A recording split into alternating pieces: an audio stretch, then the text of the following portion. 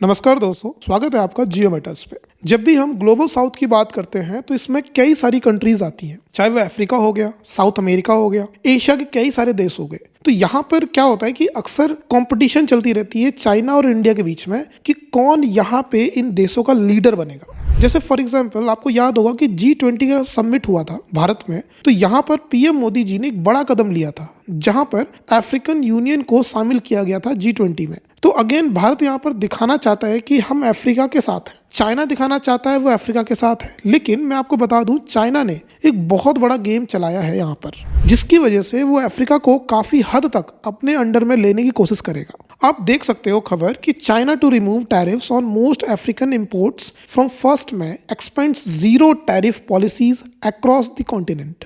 मतलब आज की डेट में जहां पर ट्रंप जो है इतनी बड़ी चाल चल रहे हैं रिगार्डिंग टैरिफ्स कि जिन देशों के ऊपर वो टैरिफ लगाना चाहते हैं लगा देते हैं, ये सब आप जानते हो। लेकिन चाइना ने यहाँ पर उल्टी एक चाल चली है और अफ्रीका को कहा है कि हम आपके ऊपर जीरो टैरिफ लगाएंगे। मतलब जी भरकर जितना चाहो आप चाइना के अंदर एक्सपोर्ट करो, हम उसको लेने के लिए रेडी हैं। तो इसका थोड़ा सा हमें डिटेल समझना पड़ेगा, क्योंकि देखिए भारत के लिए एक बड़ी खतरे की घंटी है। भारत अब इस चीज को कैसे काउंटर करेगा वो सब कुछ मैं आपको बताऊंगा। चाइना ने कहा है कि मई से जो भी सामान अफ्रीकन कंट्रीज से चाइना के अंदर जाएगा उसके ऊपर कोई भी टैरिफ नहीं लगेगा, जीरो टैरिफ लगेगा, और यह पूरे अफ्रीका के ऊपर लागू है। एक्चुअली अगर आप देखोगे तो पूरे अफ्रीका में टोटल कंट्रीज की संख्या 54 है। यहाँ पर एक देश को छोड़कर सभी देश के ऊपर जीरो टैरिफ लगाया जाएगा। और वो इकलौता देश कौन सा है? तो वो है स्वातनी। बहुत ही छोटा सा कंट्री, साउथ अफ्रीका के आसपास ही इसका बॉर्डर है। तो स्वातनी को इसीलिए छोड़ा गया क्योंकि ये ताइवान को रिकॉग्नाइज करता है। और आप सब जानते हैं कि चाइना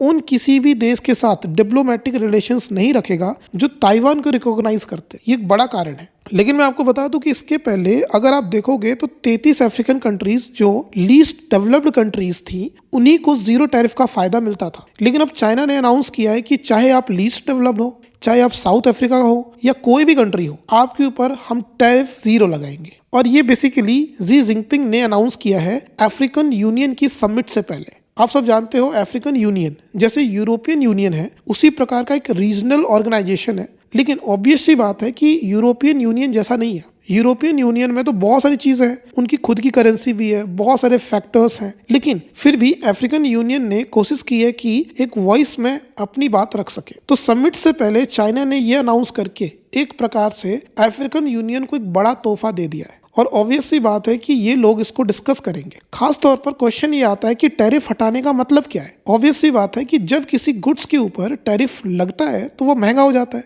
एक्सपोर्ट करना महंगा पड़ता है। जैसे यूएस ने भारतीय गुड्स पर 50% टैरिफ लगाया था तो उसकी वजह से हमारा एक्सपोर्ट प्रभावित हुआ था। लेकिन अगर टैरिफ हट जाए तो अफ्रीकन कंट्रीज को फायदा मिलेगा। वह चाइना के अंदर आसानी से अपने गुड्स भेज पाएंगे, चाहे वो एग्रीकल्चर प्रोडक्ट्स हो, मिनरल्स हो, मैन्युफैक्चर्ड आइटम्स हो। और ये अभी तक का सबसे ब्रॉड लिबरलाइजेशन देखने को मिलेगा ट्रेड पॉलिसी में। ऐसा पास्ट में शायद ही देखा गया हो। अब क्वेश्चन ये आता है कि आखिर चाइना ये कर क्यों रहा है। चाइना कोई भी चीज ऐसे ही नहीं करता, उसे कहीं ना कहीं बड़ा बेनिफिट दिख रहा होगा। हो सकता है कि मॉनेटरी टर्म्स में अभी ना दिखे, लेकिन इनडायरेक्ट वे में या स्ट्रेटेजिक पॉइंट ऑफ व्यू से बहुत ज्यादा मायने रखता हो। अगर हम इकोनॉमिक टाइज की बात करें तो इसकी वजह से चाइना का इकोनॉमिक टाइज अफ्रीका के साथ और मजबूत होगा।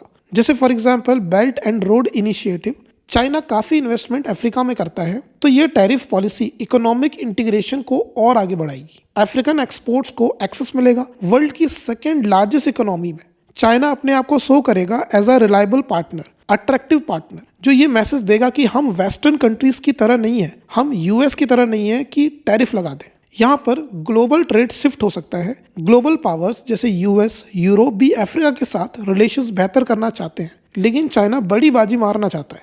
अब क्वेश्चन ये है कि इसका भारत पर क्या असर होगा। तो नो डाउट ये पॉलिसी डायरेक्टली भारत को टारगेट नहीं करती, लेकिन इनडायरेक्ट वे से सबसे बड़ा इम्पैक्ट भारत पर ही आएगा। अफ्रीका भारत का 4th लार्जेस्ट एक्सपोर्ट डेस्टिनेशन है, मेजर मार्केट है pharmaceuticals, automobiles, engineering goods, textile, rice and food exports का। अफ्रीका में Bharat low value goods export करता है क्योंकि वहां पेइंग कैपेसिटी कम है। यूरोप और यूएस में हाई वैल्यू एक्सपोर्ट्स जाते हैं। अब चाइना ने ड्यूटी फ्री एक्सेस दे दिया है अफ्रीकन गुड्स को, तो इससे पोटेंशियल नेगेटिव इफेक्ट भारत पर आ सकता है। चाइना और अफ्रीका का इकोनॉमिक बॉन्ड मजबूत होगा और अफ्रीका भारत को कम प्रायोरिटाइज कर सकता है। ट्रेड डाइवर्जन का खतरा है। अफ्रीकन कंट्रीज चाइना को प्रायोरिटाइज करेगी क्योंकि वो बड़ा बायर होगा। इससे अफ्रीका का एक्सपोर्ट सप्लाई भारत के लिए कम अवेलेबल हो सकता है, जैसे copper, cobalt, gold, agricultural products. Strategic competition भी बढ़ेगा। ग्लोबल साउथ में लीडरशिप को लेकर कंपटीशन है चाइना और भारत के बीच। इससे चाइना का इन्फ्लुएंस बढ़ सकता है और भारत का कम हो सकता है। भारत के लिए एनर्जी और क्रिटिकल मिनरल्स बहुत महत्वपूर्ण है। Africa belt lithium, oil, rare earth minerals के लिए इंपॉर्टेंट है, तो China long term supply contracts लेने की कोशिश करेगा। चाइनीज फर्म्स माइनिंग इन्वेस्टमेंट में डोमिनेट कर सकती है। भारत को हाई प्राइसेस फेस करने पड़ सकते हैं। सप्लाई चेन कंट्रोल चाइना के हाथ में जा सकता है और ये मैटर इसीलिए करता है क्योंकि Bharat EV manufacturing, semiconductor ecosystem, energy transition goals पर काम कर रहा है। इसके अलावा शिपिंग ट्रेड रूट्स और इंडियन ओशन पर इम्प्लीकेशंस हैं। चाइना ने ऑलरेडी अफ्रीकन पोर्ट्स जैसे डिजीबाउटी में इंफ्रास्ट्रक्चर इन्वेस्टमेंट कर रखा है, लॉजिस्टिक कॉरिडोर्स पर कंट्रोल बढ़ाया है। ओवरऑल सिग्निफिकेंस ये है कि चाइना अपना ग्लोबल रोल बढ़ाना चाहता है, साउथ साउथ कॉपरेशन को प्रमोट करना चाहता है। साथ ही एक डिप्लोमेटिक मैसेज भी है, जो ताइवान को रिकॉग्नाइज करेगा उससे ये बेनिफिट नहीं मिलेगा। स्वातनी इसका एग्जाम्पल है। तो जियोपॉलिटिक्स में मैसेजिंग बहुत इंपॉर्टेंट होती है। उम्मीद है ये आपको पूरी खबर समझ में आई होगी।